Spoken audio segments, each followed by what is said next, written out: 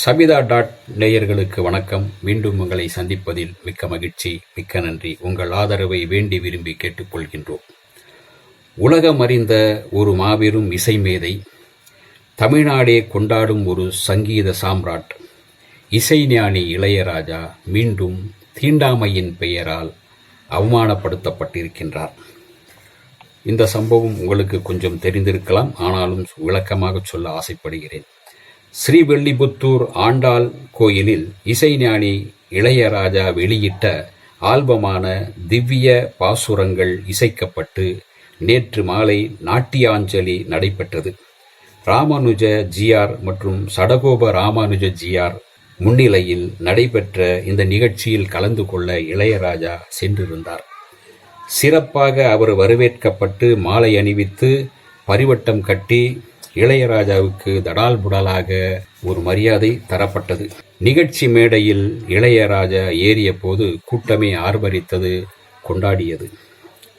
ஆன்மீக சிலிர்ப்புடன் ஜிஆர்கள் மற்றும் ஐயங்கார்களுடன் ஆண்டாள் கோயிலுக்குள் இளையராஜா சென்றார். அப்போது கருவறை என்று சொல்லப்படும் மூலஸ்தானத்திற்கு முன்பாக உள்ள அர்த்த மண்டபத்துக்குள் சென்று விட்டார் இளையராஜா. உடனே இளையராஜா தடுக்கப்பட்டார். அர்த்த மண்டபத்தில் இருந்து வெளியேற்றப்பட்டார். வாடிய முகத்துடன் அர்த்த மண்டபத்தில் இருந்து வெளியேற்றப்பட்ட இளையராஜா பக்தர்களில் ஒருவராக, பக்தர் கூட்டத்தில் ஒருவராக நின்று சுவாமி தரிசனம் செய்தார். ஆண்டாளம்மாளை வணங்கினார். இந்தியாவில் எத்தனையோ பெரிய விஐபிகள் இருந்தாலும் அர்த்த மண்டபம் வரை செல்வதற்கு ஆகம விதிகள் அனுமதிப்பதில்லை என்று சிலர் சொல்கிறார்கள். ஆக தீண்டாமையின் பெயரால் மீண்டும் இளையராஜா அவமதிக்கப்பட்டிருக்கின்றார். இது மிகப்பெரிய அவமானத்திற்குரிய செயல்.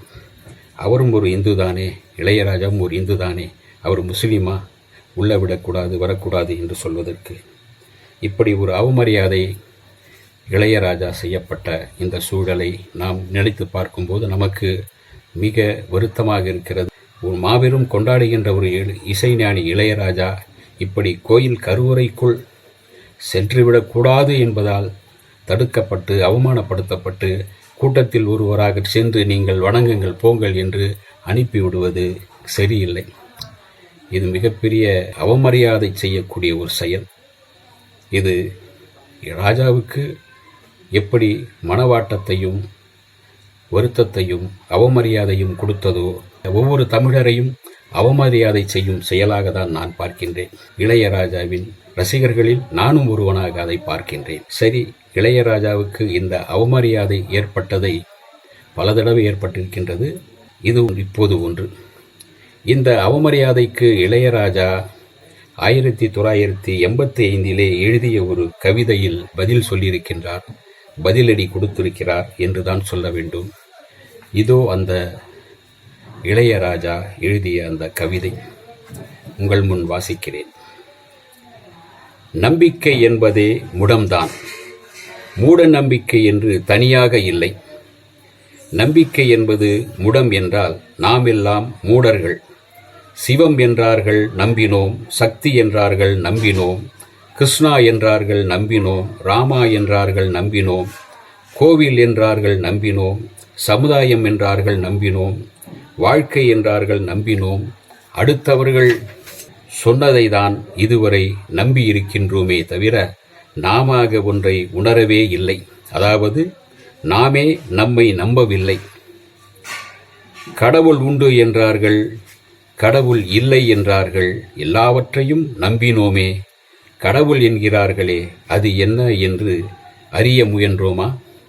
ஒன்றை நாமாக அறியாமல் எப்படி ஒத்துக்கொண்டோம்? நம்பச் சொன்னார்கள், நம்பினோம் என்று இந்த கவிதையில் சொல்லியிருக்கின்றார் இளையராஜா. ஆக அவர் வருத்தப்பட்ட, அவர் காயம்பட்ட விஷயங்கள் அப்போதே அவர் கவிதையில் வடித்து இருக்கின்றார். பல நேரங்களில் பல கவிதைகளில் தான் காயம்பட்டதை, அவமானப்படுத்தப்பட்டதை அவர் வார்த்தைகளில் கவிதைகளாக வடித்திருக்கின்றார் என்பதை இங்கு சொல்லிக்கொள்ள ஆசைப்படுகிறேன்.